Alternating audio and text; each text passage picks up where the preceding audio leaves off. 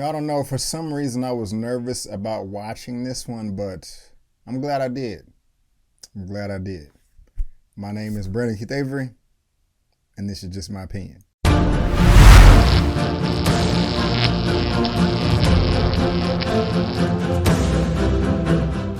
Hey, what's going on, everyone, and welcome back to another episode for Just My Opinion for my movie review for Monster, which is on Netflix right now.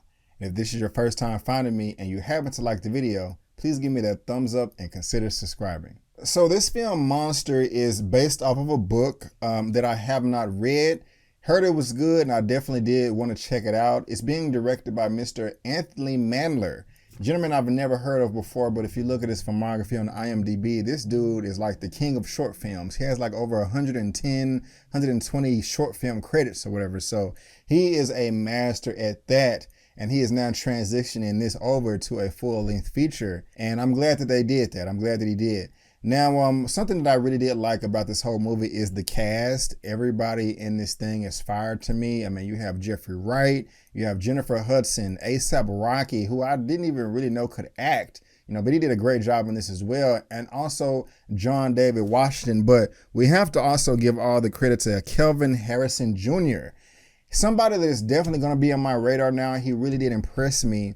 He was in the film Loose that came out in 2019. I haven't seen that film, but a number of my friends have told me that it is good. Like, B, you got to go check this out, man. It's one of the best of the year. And I'm like, really?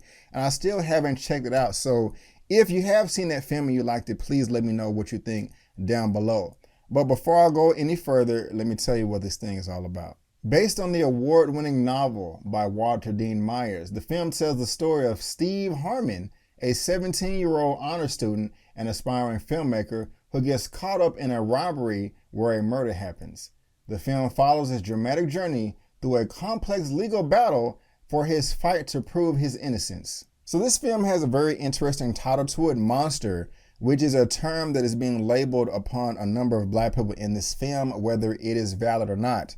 And we all know that in reality, that a lot of people in the dominant society do see black people as monsters. I mean, whether we actually are the scum of the earth or find a cure for every disease or protect the planet from invading aliens, still, no matter what, they're going to label us as monsters. And so that's just very, very interesting to me.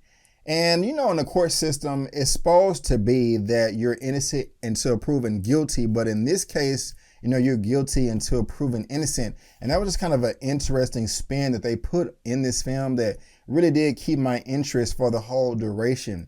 Something else that I liked about this is the family dynamic. We have Jennifer Hudson and Jeffrey Wright, who are the parents of Steve Harmon in this film, Kelvin Harrison Jr. And I loved everything about it. I mean, you can tell the love and the heart that they had within their home, and they're just two parents just trying to do the best that they can do to lead their child down the right path. But just sometimes you're in, the wrong place at the wrong time, and that could just really bring your world down into crumbling pieces. And that's what they're having to deal with. And you can really see it in their emotions when they're acting throughout this film, especially when it comes to Jeffrey Wright. There was a scene where he is visiting his son in prison before the trial date, and he was emoting to the utmost degree. I loved this performance. I mean, he was just sitting there really stoic and cold, just thinking like, I cannot believe that my son is in this predicament. I tried my best. I did everything in my power to stop this from happening, but it just nothing that I can do. And I really felt his performance there. I mean, he had a really strong presence. Jeffrey Wright is a fantastic actor, and he really did showcase that, in this film. Also, who did a more impressive job than that is the main character, Kelvin Harrison Jr., who is playing Steve Harmon. What I liked is the growth that his character had throughout this whole movie that only comes in at 1 hour and 38 minutes. I love short movies, and you can see his character growing because at one point in the film, at the very beginning, he's a 17-year-old boy who doesn't know much in the world, but, he's still mature for his age. But when he goes to prison, you can see how that transformed him into a young man. And he had to do that in order to survive. And one of the great things about this movie is his narration. him explaining the current situation that he is in and his mindset and what he's having to do with his body. I mean, at one point he said he had to train his body to not, be hungry, because his food was being tampered with and stolen and stuff, and he didn't want to suffer. And that just really spoke volumes to me. And really everybody did in this film. I mean, across the board, the acting is phenomenal, especially when you get to the courtroom drama. I absolutely loved everything in that scene, or those number of scenes. And I really did not know how it was going to end, even though this is based off a book, which I said earlier I did not read. I did not know how it would end. I mean, I love courtroom dramas on a personal level. I don't know what it is about it, but just seeing very intelligent people going back and forth trying to plead a case or defend someone, it just really catches my attention and keeps my eyes open. And there's also just a great sense of humanity in this film as well. Just expressing how different people go through different things, and nobody walks the same shoes, but sometimes, we have to try to empathize, sympathize, and put ourselves in other people's shoes.